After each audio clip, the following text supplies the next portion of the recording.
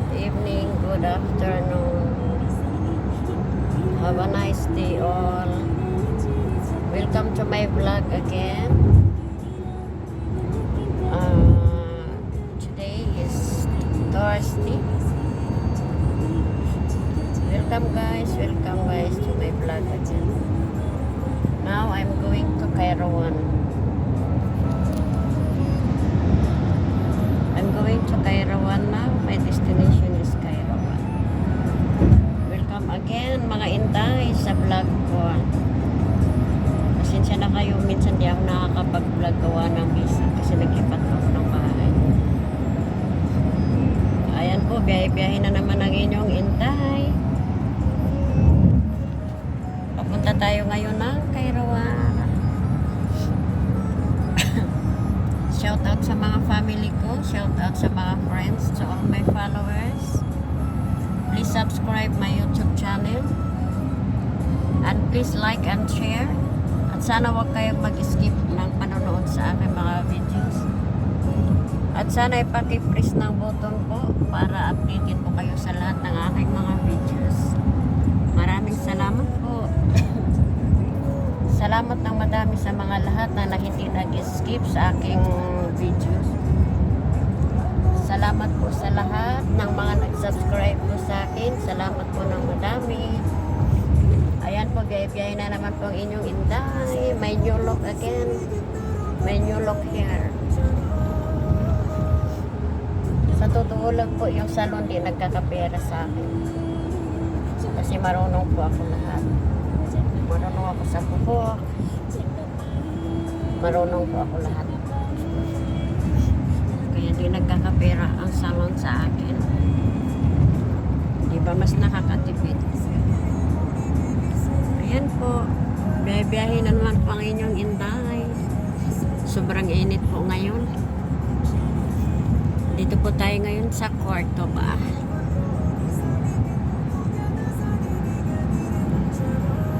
Pasensya na po kagayo guys sa mga videos ko. Wala po talaga siyang edit. Natural po talaga lahat. At pasensya na po kayo guys sa aking mga pagsasalita. Kasi naninibago lang po ako sa ngipin ko. Nagpalagay po ako ng postiso. Kaya parang hirap po akong magsalita. Tsaka masakit pa po yung aking mga gums. Kaya ganun.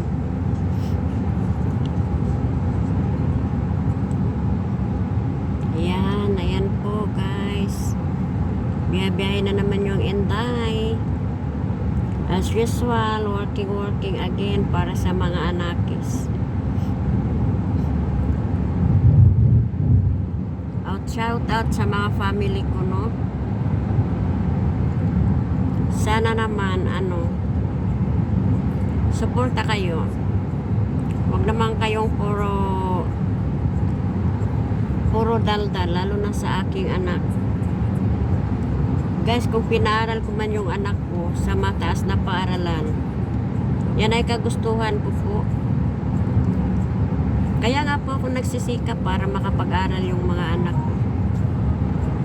Kaya shout out sa mga tao na wala namang naitulong, no? Wala namang naigastos. Sana suporta na lang po kayo. Huwag na kayong dada ng dada kasi ang hirap po ng pinagdadaanan ng anak ko, ang hirap din po ng pinagdadaanan ko. Hindi po basta-basta ang gastos. Pero thanks God po kasi nakakayanan ko po. Inshallah makakayanan ko pa. Bigyan lang ako lagi ng malusog na pangangatawan para po ako makapagtrabaho pa. Kaya pasensya na kayo kung nahirapan man po kayo, mas lalo kung nahirapan kasi ako ang gumagastos. Kaya sa mga tao naman na wala namang ginastos dyan kahit piso, sana suporta na lang kayo. Huwag kayong maging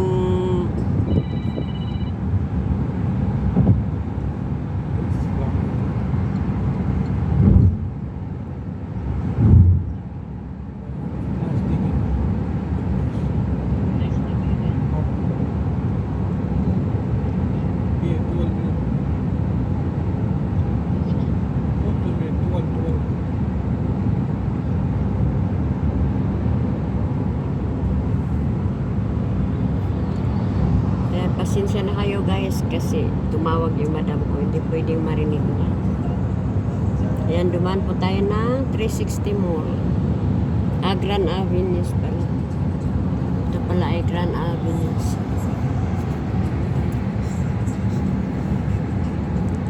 Kaya po pakiusap ko sa lahat. Sana'y maging suporta na lang kayo. Wag na kayong... Kasi po yung anak ko nung nakarang araw umiiyak po siya. Naawa po ako. Gusto na niya guminto sa pag-aral. Kasi daming nagsasalita daw sa kanya na ganito, kesyo ganito, ganon. Suporta na lang po kayo. Kasi hindi naman kayo gumastos. Ako naman gumastos eh. Ako nga nagsisikap eh. Suporta nga ako sa anak ko. Kayo pa kaya na walang ginastos. Suporta na lang po kayo. Kasi hindi ba kayo maging proud na may nagkapag-aral yung apo nyo o pamilya nyo o pamangkin nyo or ano. Dapat maging suporta na lang kayo at maging proud. Huwag na lang pong magsalita na magsalita. At paalala lang po yung anak ko, hindi ko binibigyan ng malaking pera. Binabudget ko lang po kung ilang araw o ilang siya nag-aaral. Pamasahe lang po talaga binibigay ko. Walang sobra, walang labis, walang kulang, walang sobra. Talagang pamasahe, wala na po siyang baon. Kaya maawa kayo. Dapat suporta na lang po kayo, ganun. Kasi ang hirap po. Ang hirap pong mag-aral na mag-aral na ang daming stress. Totoo po. Na-stress yung anak ko dahil marami siyang naririnig na kung ano-ano. Kaya sabi ko, hayaan mo na lang yung mga sinasabi ng ibang tao. Aral ka na lang. Focus ka na lang sa pag-aaral mo. Ganun. Ang hirap po. Kaya laban lang. Laban lang guys para sa ating mga anak. Kasi pag magpapa-apekto tayo sa mga stress, wala. Talo po tayo, talo. Kaya laban lang. Andyan lang yung Ama para sa atin lagi. Kaya po, tuloy po sa ating pagbablog. Kaya po oh my God. Tuloy lang sa ating pagbablog guys. Kahit konti lang yung views, kahit maliit lang yung subscribers, okay lang po. At least nalilibang ko po yung sarili ko kahit sa ganitong paraan. Ayan po. May biyahe na naman uli ang inyong Inday. Papunta ng Kairawan. Thanks God kasi araw-araw mayroon na maraming customer ngayon. Kahit pa paano may income.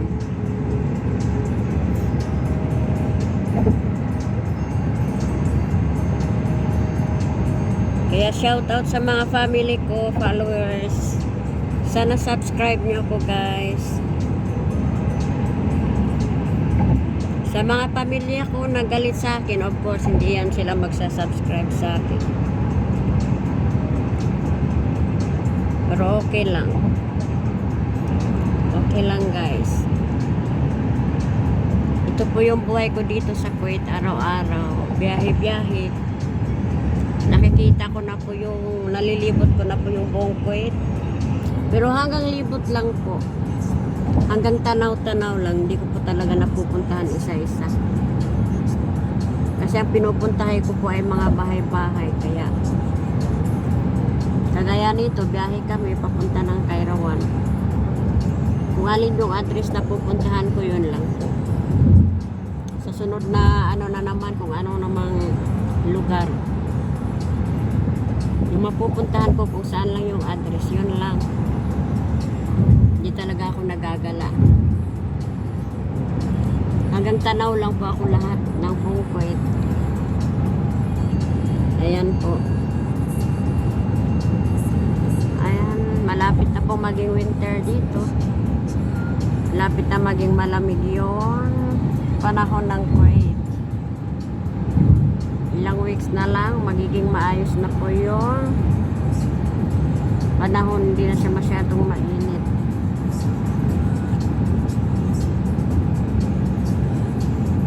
Ayan po, biyahe-biyahe.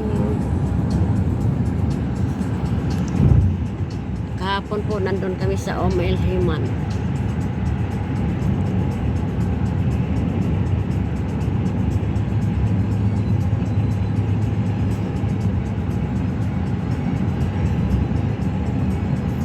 Shout out pala sa aking anak na lalaki, no? Sana anak, huwag ka namang gala ng gala. Nako po. Sana ipagbutihin mo yung pag-aaral mo. Anak, yung pagbabarkada, walang ano yun. Walang magagandang buhay. Walang maayos na pamumuhay yung Hindi naman masama magbarkada, anak, pero sana naman yung sakto lang ba, na wag naman i-focus yung buong panahon mo sa barkada. I-focus mo anak sa pag-aaral. Habang andito pa si mama sa abroad, kaya ko pa kayong paralin. Kaya magsikap kayo, mag-aral. Yung ibang bata nga nagsisikap para lang makapag-aral. Tapos ikaw, nandyan papa mo na binibigyan ka naman lahat baon.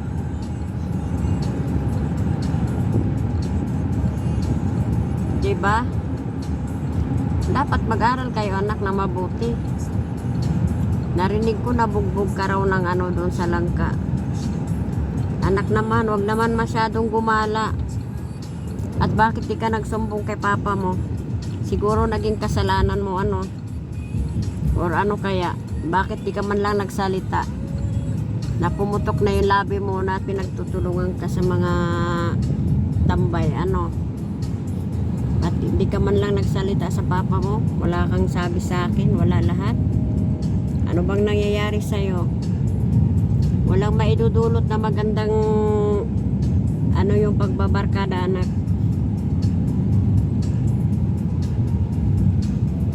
Na-influensyahan ka ng masama.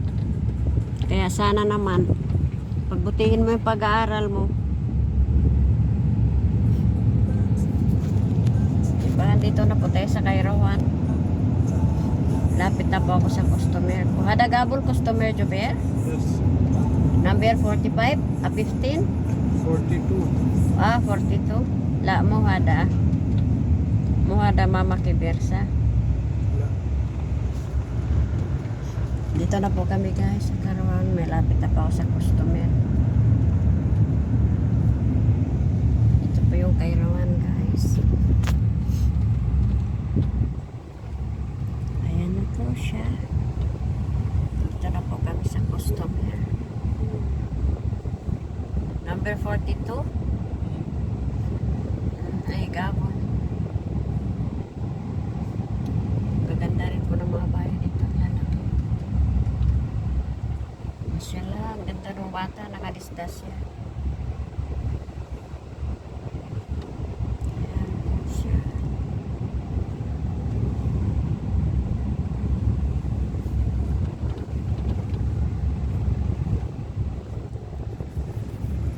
Kaya hanggang dito na lang po tayo mga guys. Salamat ng madami. Bye bye po. God bless you all.